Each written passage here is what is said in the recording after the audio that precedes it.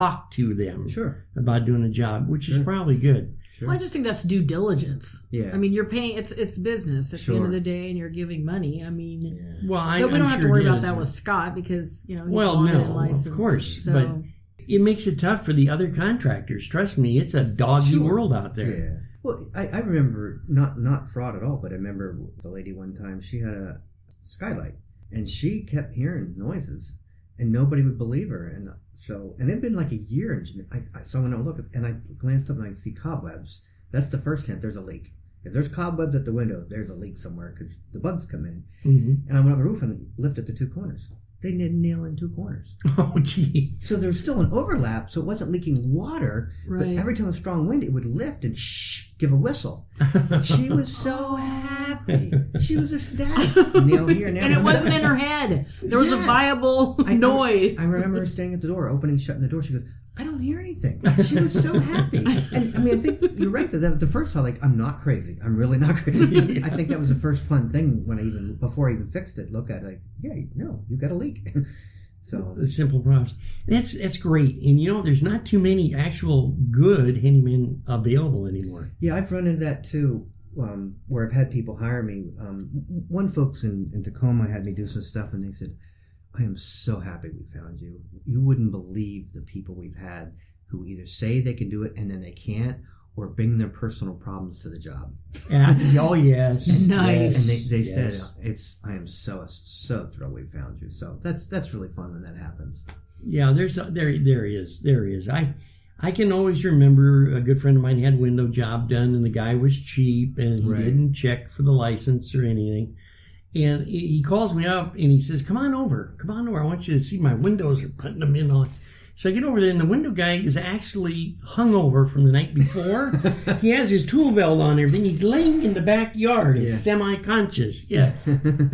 Are you kidding me? No, I'm very serious. I am very serious. Yeah. He was, and his complaint was he was just a little bit of a migraine headache is all. Sure. You could smell the migraine headache 5 feet away, yeah. I actually, in Pennsylvania, got all my wood for a deck for $200 one time because somebody was putting in supposedly a $10,000 deck, and the contractor ripped them off. And they had all this wood left over, and they just wanted to get rid of it. So I bought the wood and built a 11 by 24 deck out of it. Oh, hello. Holy smokes, yeah. $250 all the wood. It was really nice. Yeah. It really, what's an average deck go for now? Square footage? I don't even... There isn't any. It just depends on the housing. Well, that and like if you're going to do Trex or pressure treated or cedar, things like that. So I don't even know the answer to that one. I'd have to... Run the numbers. Run the numbers, yeah. Well, and now they've got the other stuff, right? I mean, the... Garbage wood, I call it. It's made out of garbage compressed, and it's out of Canada. Oh, okay. I've never seen a deck built out of it, so I don't know. Is that the stuff that lasts for like ever? Yes. It's really tough to drill into and put together. But you're not talking about Trex or something, you're saying? No, okay. I'm trying to think of the name of it. It's been a while. I'm not familiar with that. So. But I think it's wonderful that they come up with this because that's all the garbage and to make a liable product that's going to last for 50 to 100 years. Well, that PVC trim again. Is an excellent idea.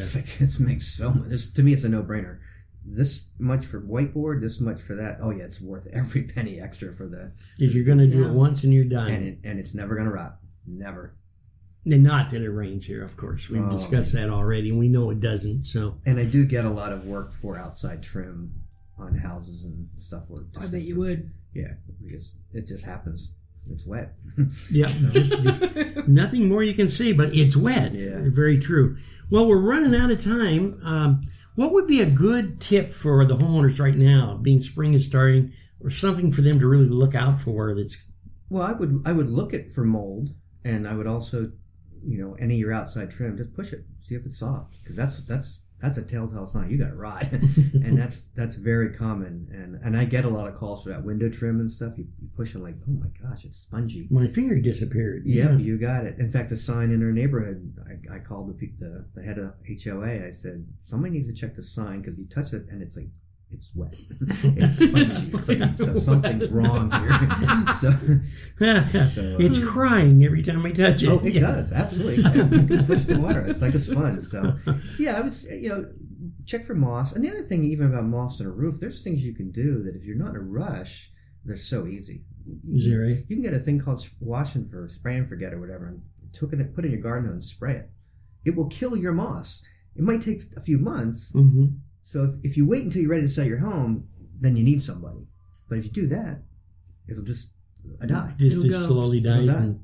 So that's the kind of maintenance stuff you can do to keep things going. Those things. And watch your paint. Paint's another one. Peeling paint will lead to boards rotting. Mm-hmm. So if your paint's deteriorating, you want to get that taken care of pretty quickly outside, typically. I think we should have him back to give tips. I think it'd be a wonderful idea because now the season's starting and people are actually looking at their home thinking, well, of course, right now in King and Pierce County, we've got a lot of people selling too. They're looking at getting the little touch up here and there to make it curb attractive. Yeah, absolutely. So if they have a honeydew list, how do they get a hold of you? 484-284-1823. Can you say that to us again? 484-284-1823. Awesome. You're not on Facebook or anything else, huh? Just the phone? There is a Solutions by Scott on Facebook. Great. I don't do much with it, though. It actually shows a home that I flipped several years ago. So I see. I really should get back on that and redo more. Well, okay. That's all right. That's all right. Yeah, we'll let him go off for this time. I do have an email, scottharvey2807@gmail.com, so someone can reach me that way as well. Well, that's great. Awesome. Well, Candace, you get the last word on this show because I took it away from you on the other show because you were out of control. But you've done very well today. Listen, Grumpy Grandpa.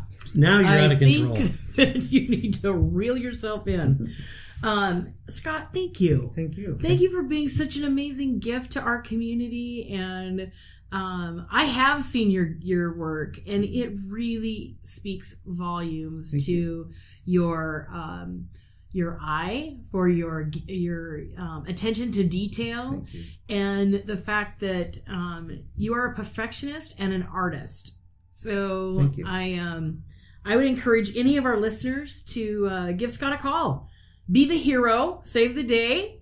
Get that honeydew list taken right away.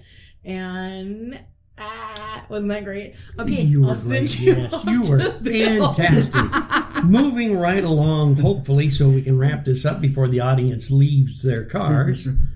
We got a new portion of the show we talk about once in a while. It's called Business Facts for the Day. And the author, unfortunately, passed away not too long ago, but they did leave some wonderful, wonderful tips. And we wanted to leave you with this tip. If you're building your dreams, then you're building... What? Wait a minute. I think I'm going to have you read this one. Oh, my gosh. It's at the bottom of the page. Yeah, I understand. He has glasses. Okay, if you're not building your dreams, then you're building someone else's. Well, that's good. And who was the author of that? Do we know? No, we don't. Now that we brought that up, what's going on at Wild Child? Hey, we've got workshops going on. We got workshops going on. So our first workshop is going to be Marketing 101. And we've got an array of all kinds of different workshops for those do-it-yourselfer business owners. Hey. So if you want more information, give me a call at 253-961-7525. Again, that's 253-961-7525. Or we can find you on... And notice there was a silence in the room. Well, what do you say? Facebook, Twitter, You're all Instagram, over. Heavens, the stars, the moon. Look for the elephant with stripes roaming wildchild.com. Sounds great. We appreciate it very much. If you want to know what's going on in the show, Keep Us Smiling. That's www.keepusmiling.com. And we've got everything listed on the shows. And you can also listen to some of the shows that Candace doesn't listen to. I've got a great surprise for her that I'll tell her one of these days. But it's really exciting to be able to work with the guys at Wild Child, and we really appreciate you coming in, Scott. It's been great. Hope to have you back. Thank you. Everybody, keep us smiling until we meet again.